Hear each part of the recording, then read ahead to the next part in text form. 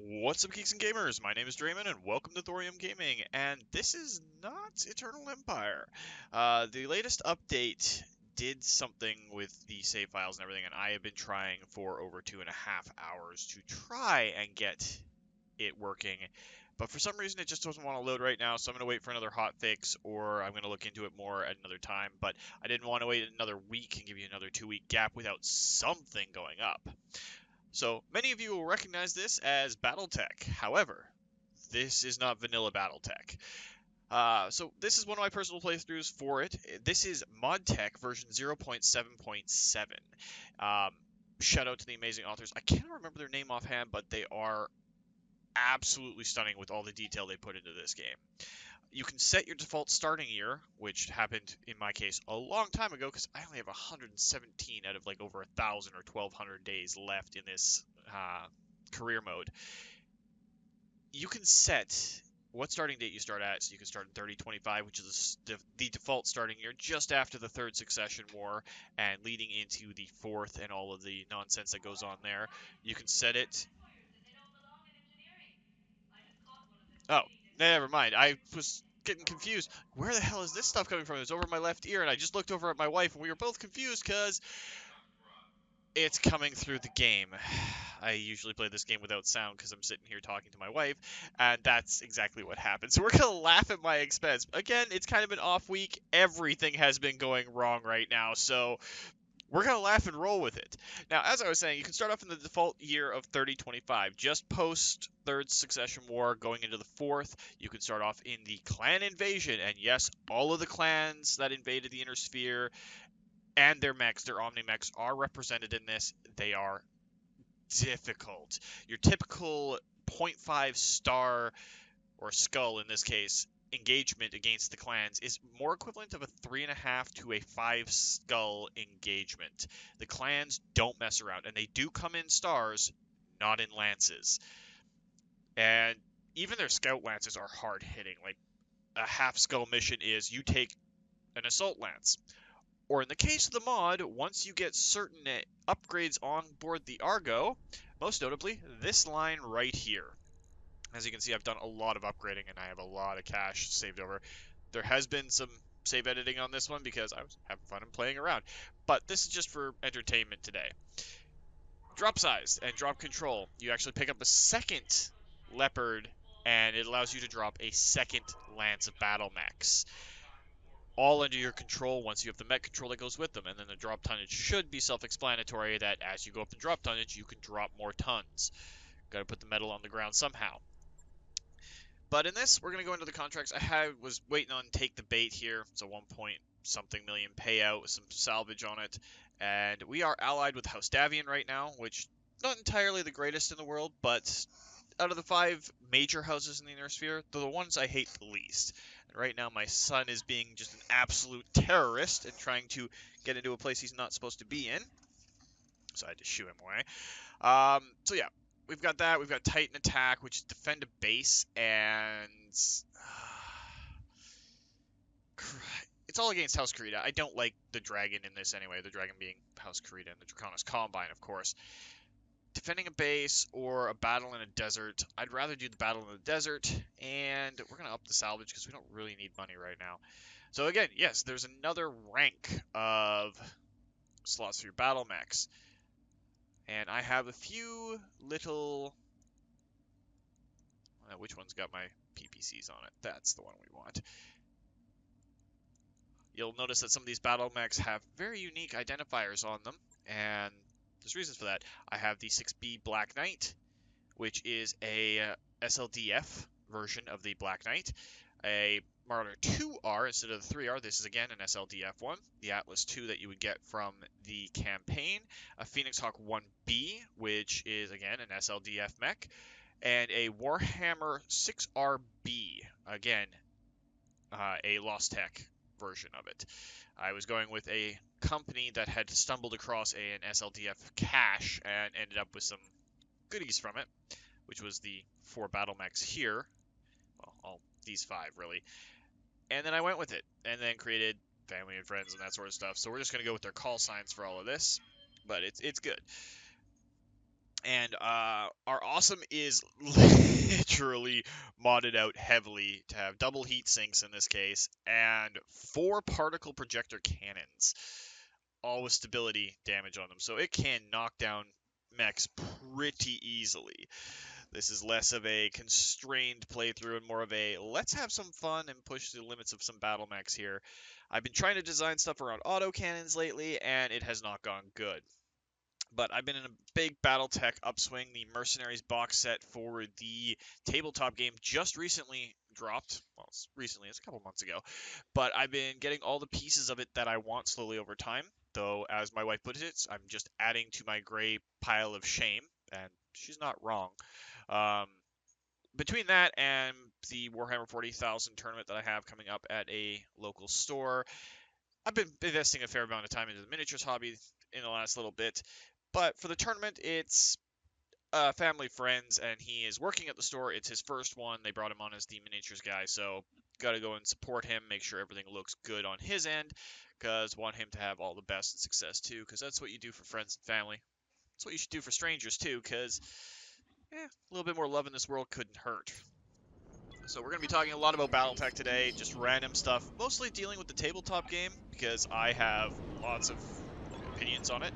It's one of my favorite universes. I know when we went through the couple of campaigns that we did with both MechWarrior 5 Mercenaries, which was going to be the other option today, but there was an update and I had some space issues, so it was all kind of, you know what, let's fall back to something I know works and is going good. So here we are with our Mercenaries. Now you see that our Phoenix Hawks 1B has an ECM suite in it. That is definitely not something you see on every Phoenix Hawk, so it's good to take note of it. I think we're going to move our Cyclones around this way. It's a heavy assault mech, so... at this point, though, it's kind of running heavy and assault mechs as the basis.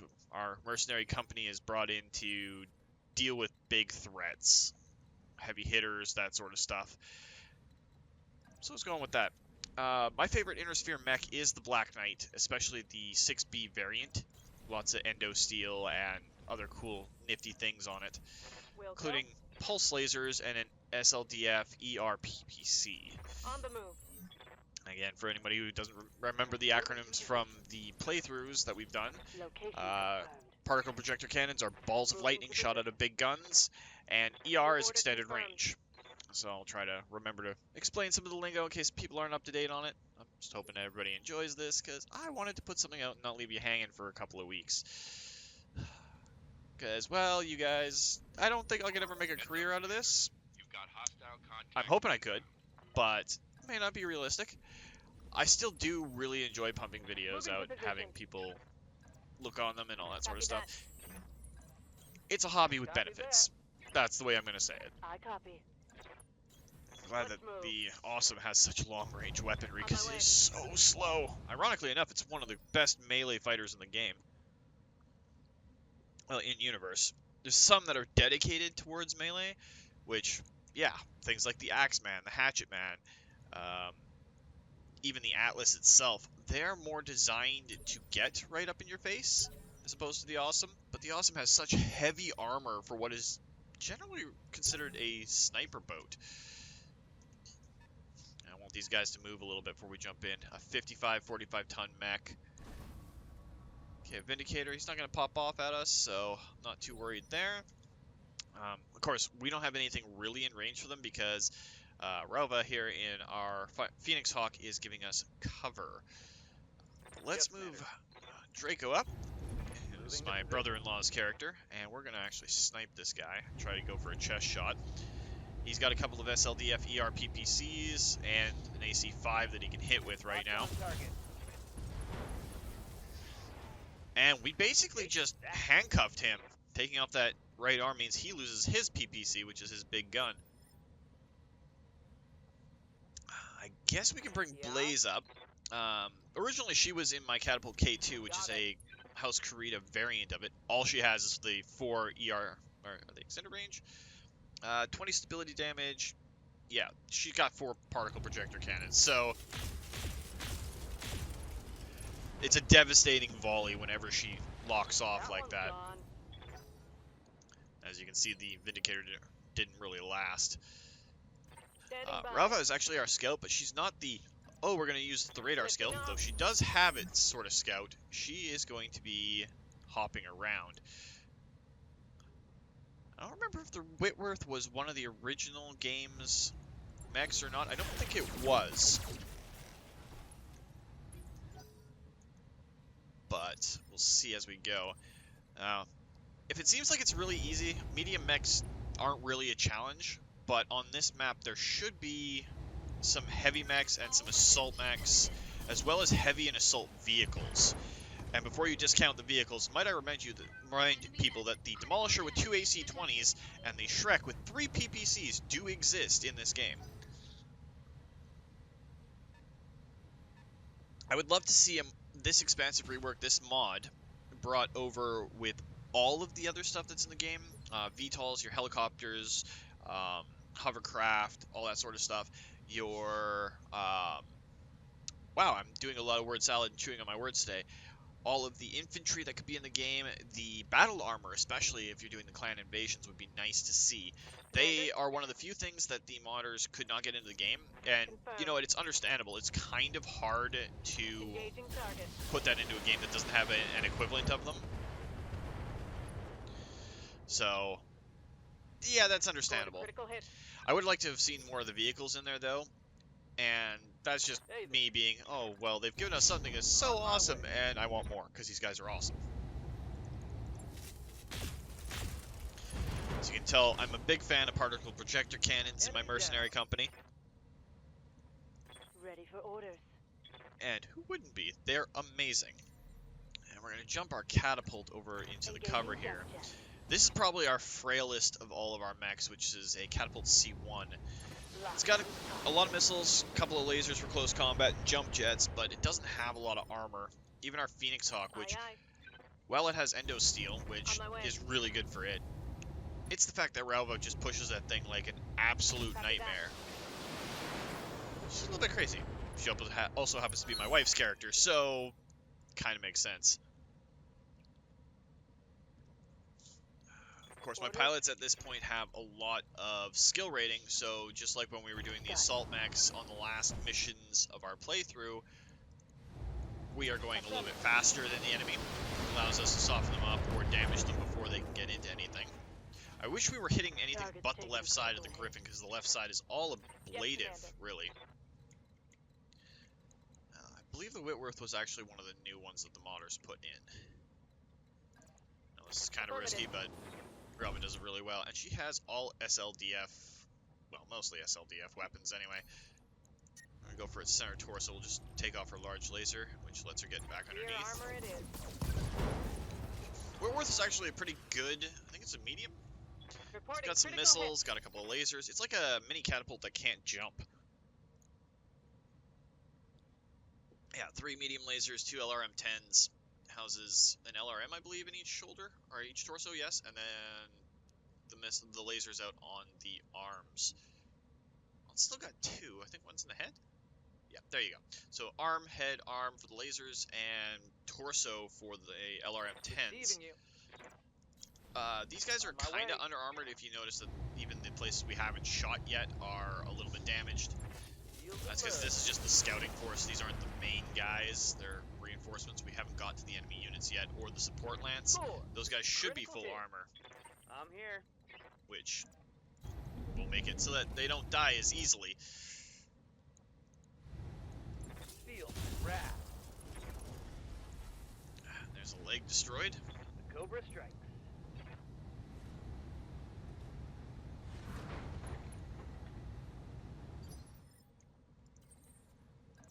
Now, the only problem with the Black Knight, because it's stock as the in-world universe, well, minus these lasers got upgraded by me, but they're essentially medium lasers.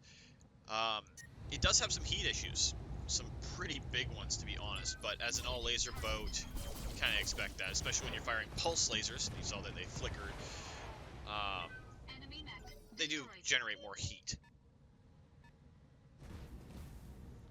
There's a Crusader. It's a missile and laser boat, but again, Rauba has so many evasion points that it's hard to hit her at the best of times, and she has the armor to back it up if she does get hit. Affirmative. And the HT that we have is essentially the same one that you get from the campaign from Lady Arano, Target's taking a critical hit. just with a few minor modifications, like we plus the weapons and What do you need? done all that sort of stuff. Bugging out. And yeah, the Awesome can only Alpha Strike Yes, its weaponry once, and then it needs to cool down a bit. You can go over to half weaponry, 2 PPCs, and still get under the cooling threshold, Target but locked. that is what it is. That's I gonna have to hurt. deal with it.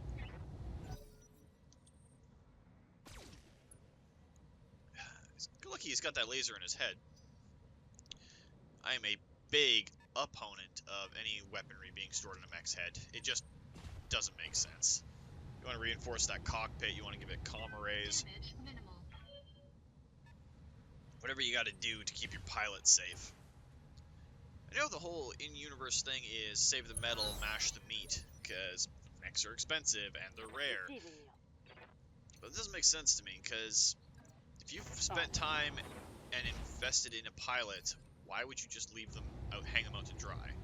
So yeah, Crusader has 2 LRM-10s, a couple of medium lasers, a couple of machine guns, a couple of SRMs. It's a pretty decent platform. Standing by. Rova's actually got a little bit of extra heat, so what we can do, jump over here, should give her concealment again. We got some more vehicles showing up, and these are probably bigger. Oh, we don't have information on them yet. So let's actually just scan one of those vehicles and let her double heat sinks see what they do. AC-2 Bulldog. Ready for orders. It's not too concerning. Affirmative.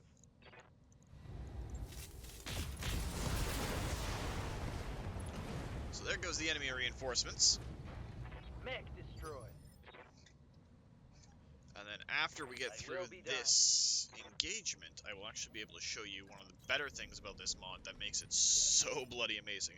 Not just for the events that pop up in the world, Commander? you get the full view of the world via, okay, so this is when the Hell Memory Core was rediscovered, this is when the clans invade, this is when the Aye.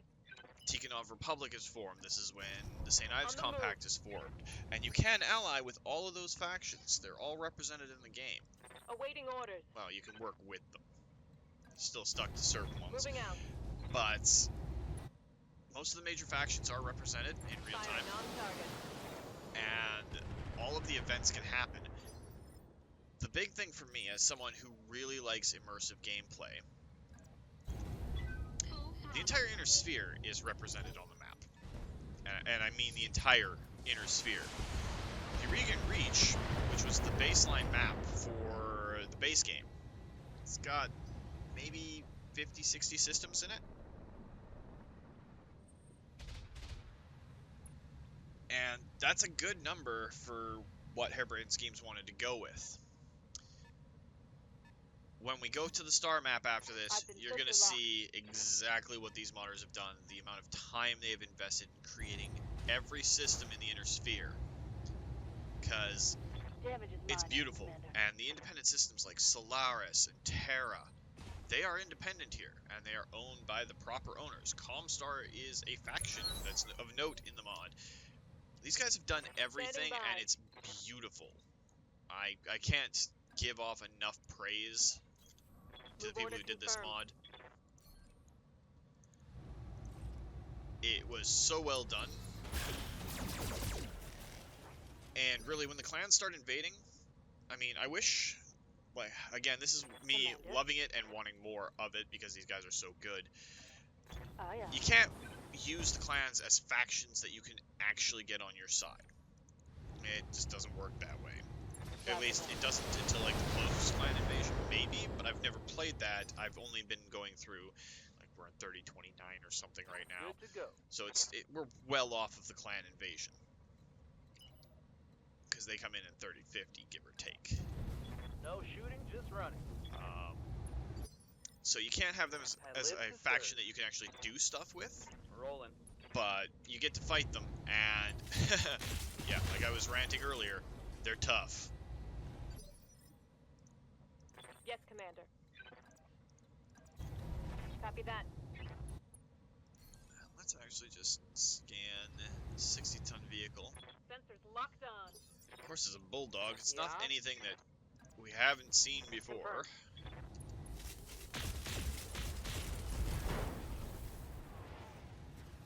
Oh, yeah. It's amazing what double heat sinks let you do. Awaiting orders. Roger that. Hate that the Atlas is so slow, but it packs so much punch Taking for the its shot. size. Okay, so all the enemy units were just the Crusader, and the Tango support down. lance is just vehicles.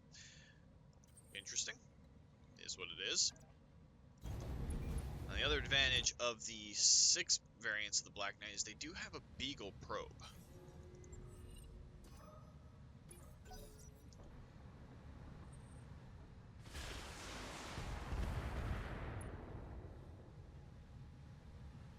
Light damage. Holding firm. It's all 60 tons. I thought this was going to be a bit harder than it is, but it is variable of what you get on each map. And with so many more options, yeah, sometimes you're going to run into weaker stuff than you expect. And you run into a map like the one I did 2 nights ago. Dropped in on an urban assault mission to destroy a base and ran into Aye, aye. 5 Atlases, a Zeus, Moving to position. and I believe it was a Victor as the main combatants. Yeah, it's a Vedette, 2 Vedettes, 2 Bulldogs. So nothing too major here. So I was thinking, okay, Steiner Scout Lance, it happens. Firing a full salvo. And then the Victor showed up, and the Zeus showed up, and it's like, come on, guys, like, how many assault mechs am I gonna have to... One for the scrap. Okay, I'm gonna have to chew through more.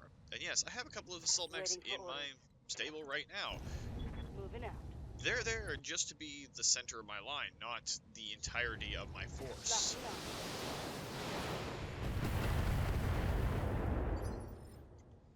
Yes, Commander. Coordinates received. And we're just gonna finish this Bulldog off, I think. I hope, anyway. A couple of PPC shots should knock it out. Reporting. One less vehicle. Orders?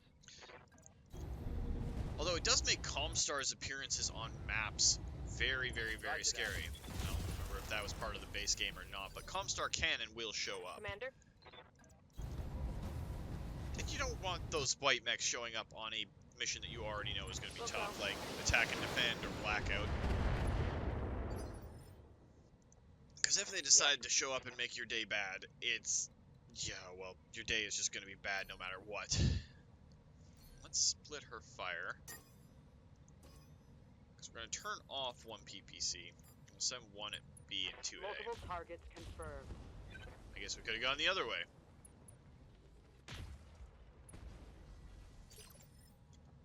Standing by. Affirmative. Advance our Atlas a little bit and pop Copy off. Now the Vedette is one of the new vehicles that was released for the tabletop too. I've got a bunch of Shreks, Vedettes, and some others. SRM and LRM carriers, a couple of Demolishers. I love that Catalyst Games has been listening to the players and including things that we've wanted.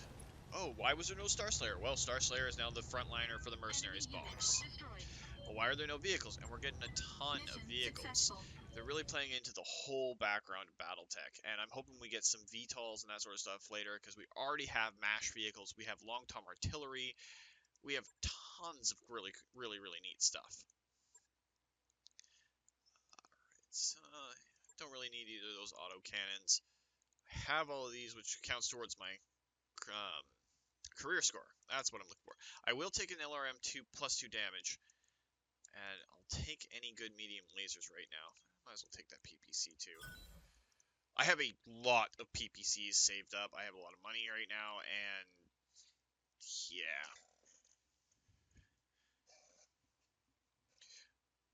Why would you do it this way? Well, you know, sometimes you just want to sit back and have some fun. Everything doesn't need to be a challenge. Alright, we have Doesn't matter which Shadowhawk, we're going to sell it. And I do have the salvage set up to 5 on this instead of the 3 that we did in the campaign, which is good. So I usually do a mission on a planet and then hop to another one and have some fun doing it that way. But we're going to go into the star map now, and as you can see, the map is already different. This is the entirety of the inner sphere. And I mean the entirety. I do have the flashpoint to go fight the Wolf's Dragoons down here. I'm going to be doing that shortly. There's a bunch of flashpoints all through Davian space. But this is it. You've got the Outer Worlds Alliance over here. Managed to click on it and I clicked off again. That one's abandoned, but that is the Outworlds Alliance territory.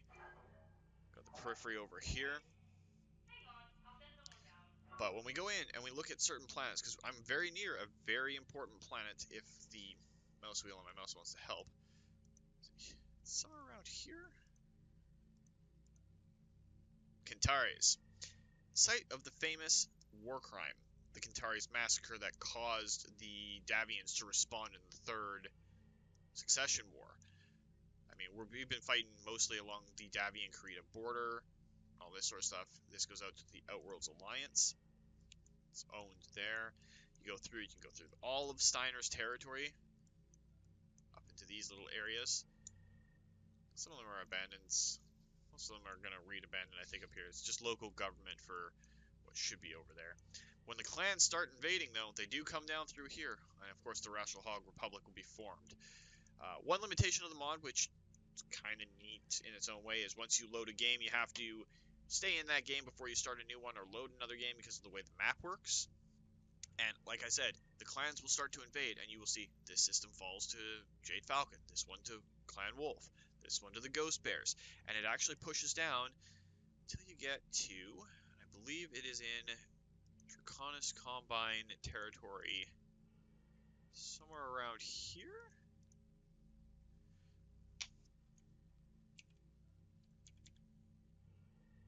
Right there. Tukid is actually in the game. It's got a Comstar presence, which fits for the fact that, yeah, that's where Vogt stops the clans. It's at the Battle of Tukid.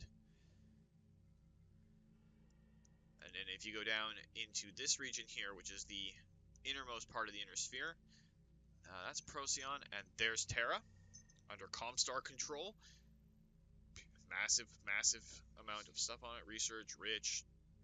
It's a travel hub. It's all of these, by the way, get something different. Research is a major thing if you want out-of-timeline weaponry or experimental weaponry like snub-nosed PPCs. Then you have Hastings here, which is also a Comstar holding. And then right here, you got Solaris, the Gladiator world, which is amazing. I have a lot of flashpoints down here.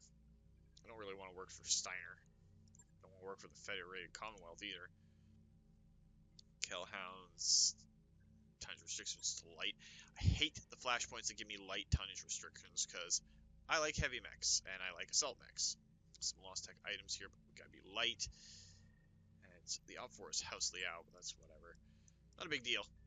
And then all the way out here, of course, you have the major flashpoint that is the expansion for everything. Yeah, and that's where you fight Natasha Kerensky. Well, she's still part of the Wolf's Dragoons, and it pops up in the timeline properly. So we're actually going to go and see. We are here. Have I been to David recently? Oh, and the other thing too, all of these sub-factions will show up if you're either fighting them or have them as allies on the map. For the 41st Avalon Hussars are a regimental combat team unit in the world. And they show up in here with their colors, with the unit symbol for turns. It's the amount of detail in this is absolutely astounding, and it's awesome to see. I can't rant and rave enough. But now I gotta select where I want to go for my next little foray, and hopefully this hasn't been too much of a boring episode or just a I'm gonna fluff Modtek for this. Yeah.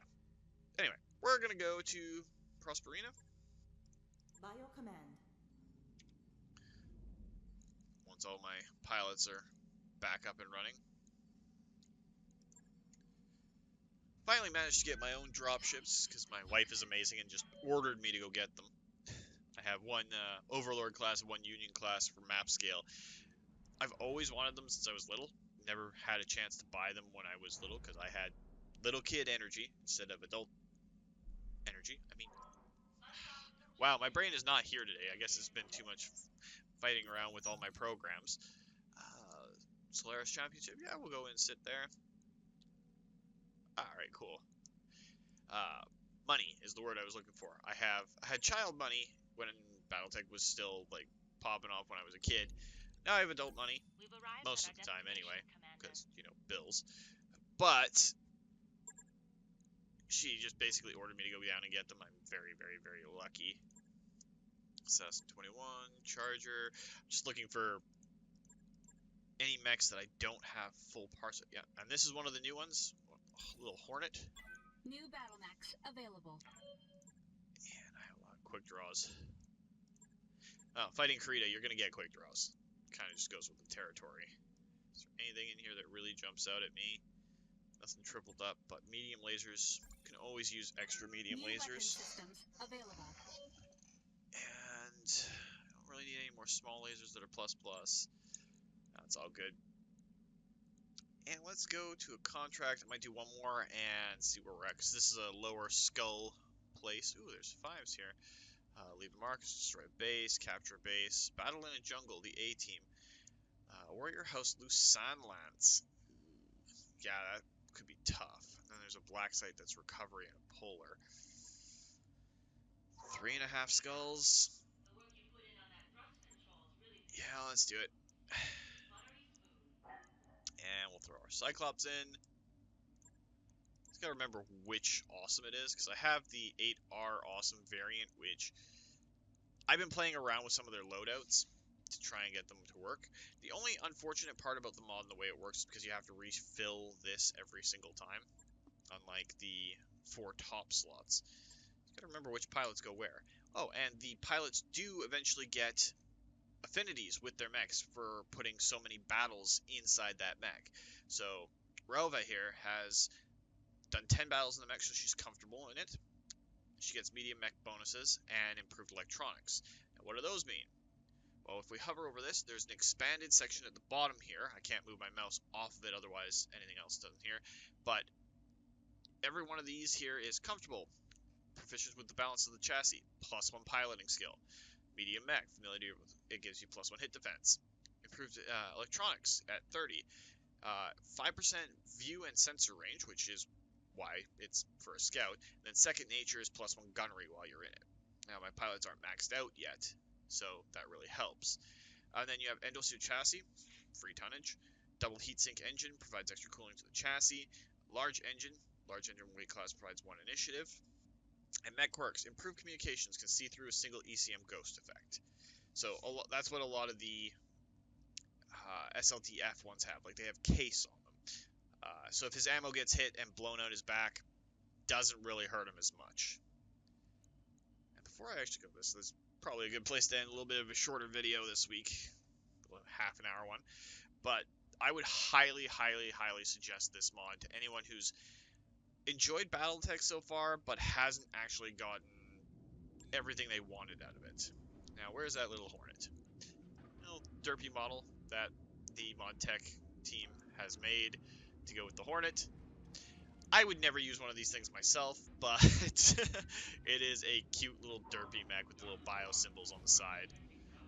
Some of them don't pick up the color as well, or aren't as well textured, but you get a lot of other mechs. And when I say a lot of other mechs, if we go into my storage for all the mechs that we have here, it takes a little second because I have a lot of them.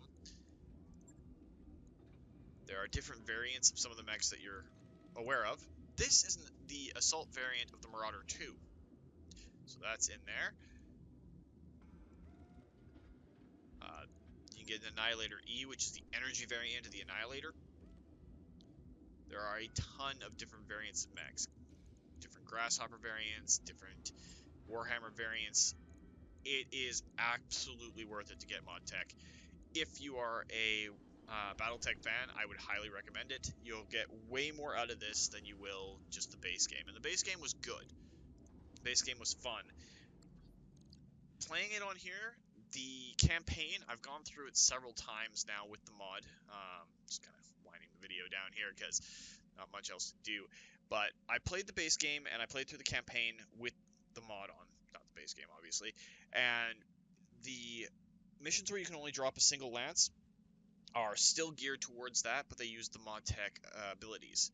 And this changes the way your repair bays operate, the way your experience gain is. If you're on simulation or hard difficulty, there are other mechanics at play, like enemy pilots will start to gain the proper loadouts and pilot skill loadouts for the mech that they're in. So you won't be seeing like a gladiator with an catapult C1. Like you just won't see that happening. It'll be either a scout or a flanker or something like that that will have missile bonuses, and it'll come back to you. Simulation difficulty, especially, takes straight from the tabletop. You can only have so much armor on these places. It makes your mechs a lot more frail, and you have to be a lot more tactical with them, and it's absolutely amazing. But I think that's what we're going to call it for this week, guys. I know, kind of a weird video, kind of out there, but needs must when the devil drives, right? So, if you liked the video, please consider hitting that like button. If you'd like to join up with the 232, join me in this or other Let's Plays. Well, this isn't really a Let's Play, but yeah, we'll go with it. Just hit that subscribe button and make sure you turn your notifications on so you miss when a new video goes out. And make sure you comment down below so I can see who wants to get involved in all this. I'd love to include as many people as possible, not just my staple regulars. Because, well, they're friends and family and all the people who have been there since the very beginning. But, yeah, so, end of it all, remember, life is a game, so play to win. And until next time, take care.